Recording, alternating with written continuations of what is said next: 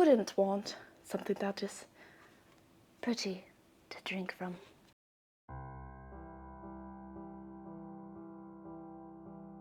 Hi, this is Lulu, and we are back today to sew Penelope's wedding dress, but specifically the skirt from the 2006 Penelope movie.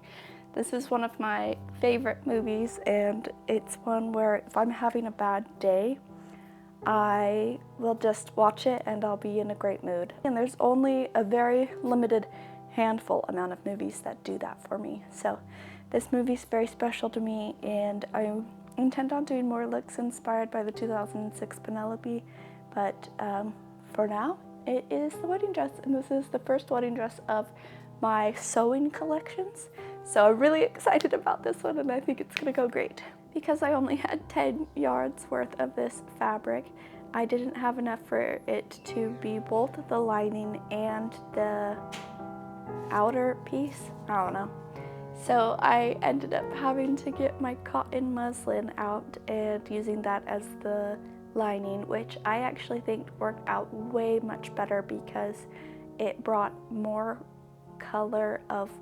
more white into the piece, which is what I wanted. The fabric online that I got looked amazing, but then when I finally had it in person, it did not fit the ideas at all. So I'm very glad that the cotton muslin did work with it, and it made it beautiful, and I think it's a perfect selection. This is just the fabric that I got for the piece, but then folded over, it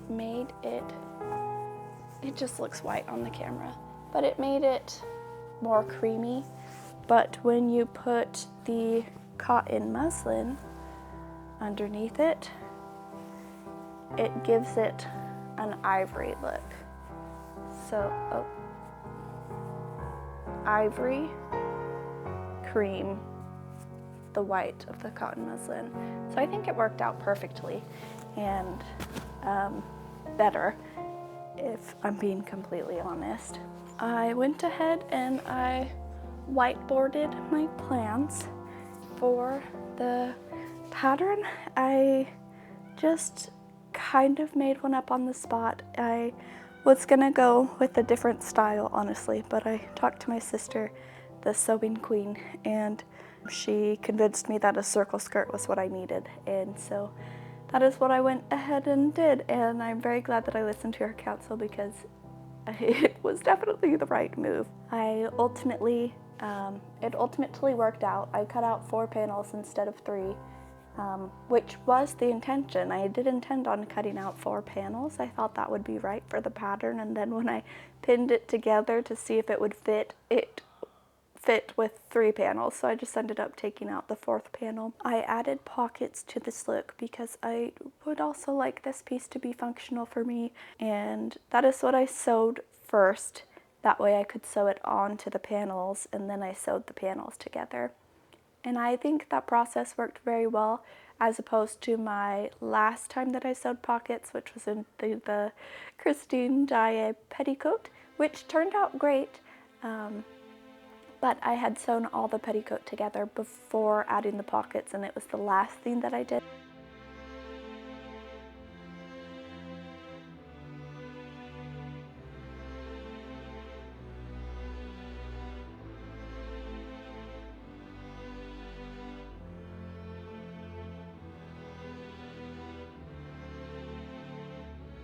I cut out a panel that was like 5 inches in length, and then it was 36 inches in width. That ended up working out perfectly because I wanted to have the waistband to overlap a little bit. That way buttons could be easily added onto the garment. I sewed on the front part of the waistband to the front of the skirt to kind of have a hidden seam. I also added a seam on the top of the waistband just for sturdiness.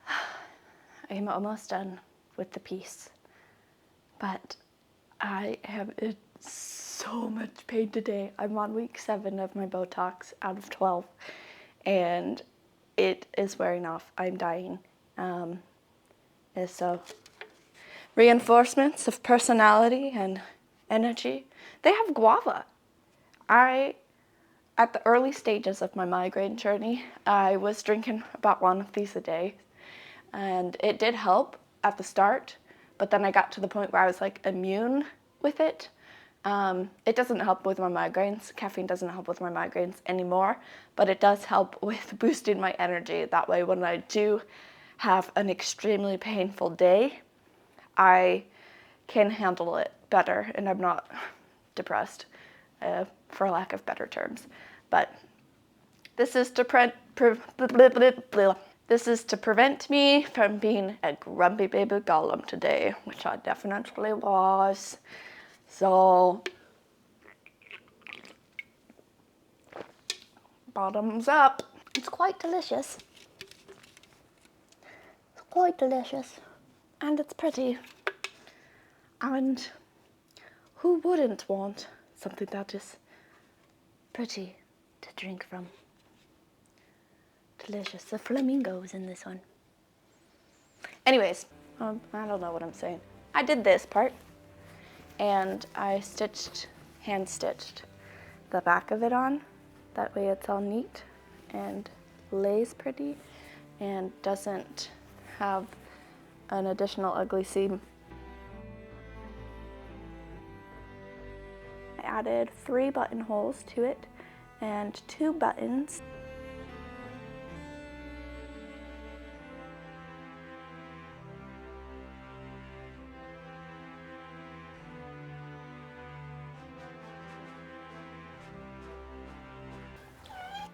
You agree? Sweet baby. I steamed the fabric. That way I could hem the bottom of the skirt and the fabric wouldn't be folded up in different places, making the hem uneven. And I'm very glad that I did. I think it was a necessary step to be able to get this piece to be as if it was actually someone's wedding dress, and so I really wanted it to be a quality piece. And I think that steaming it before I hemmed it was a big piece of that quality step, a good step towards the quality of the garment is what I was trying to say. I tried it on and pinned it to the lengths that I wanted it to be at. Instead of sewing it on the sewing machine, I also did an invisible stitch for it, and I'm very glad with how that turned out. I ironed it after I stitched it all, and I think that it is definitely a very hidden stitch. I'm very proud of it. I've only done a few hidden stitches before in my life, and so it kind of amazes me that I was able to do it for 2 different pieces of this garment and that they both turned out very well. Anyways.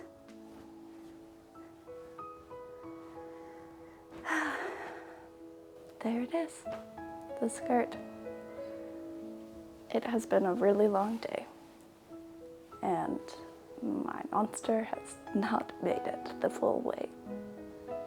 But it was very helpful at the beginning.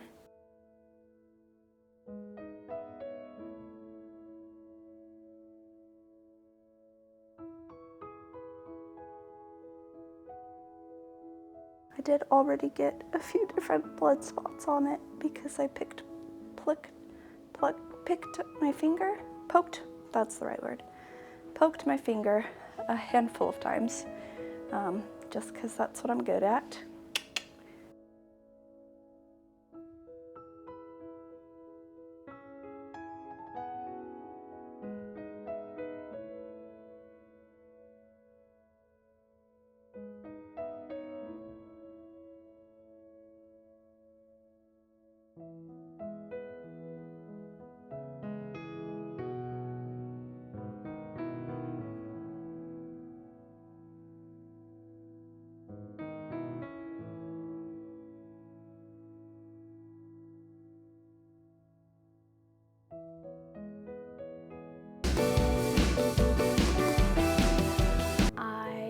Always had a big interest in wedding dresses.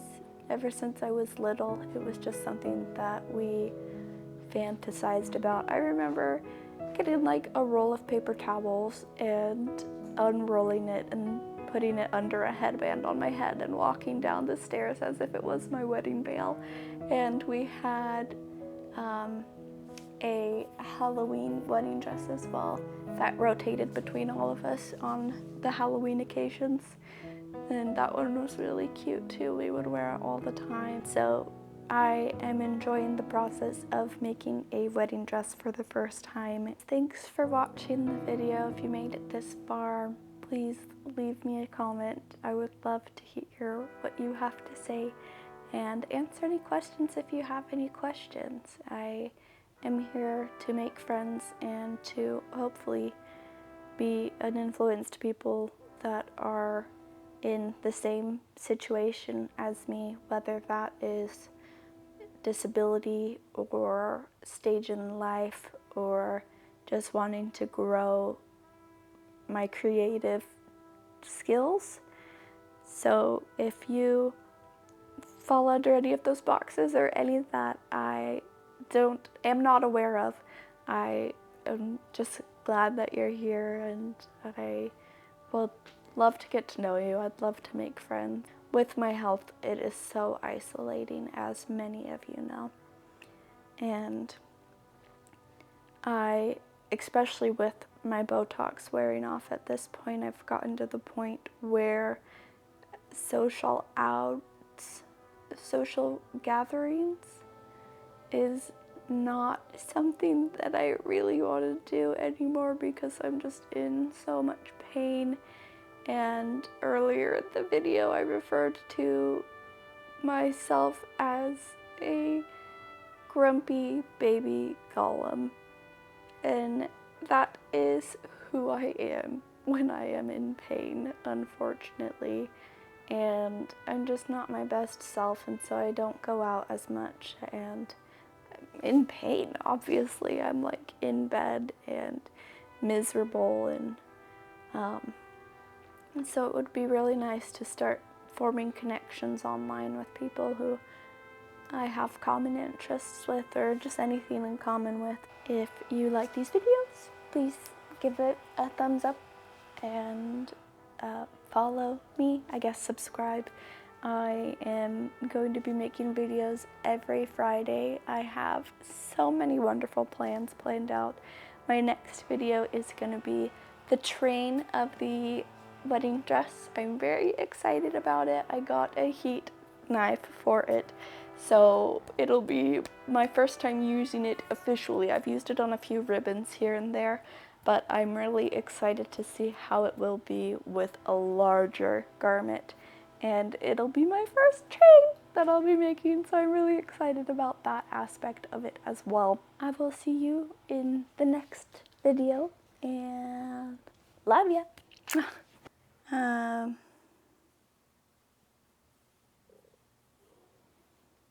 Anyways, I really don't know how to explain it verbally. These are my favorite compression socks because they're so emo. Little middle school me isn't obsessed with them. All I need is knee-high Converse to pair with it, and then it's my childhood dream.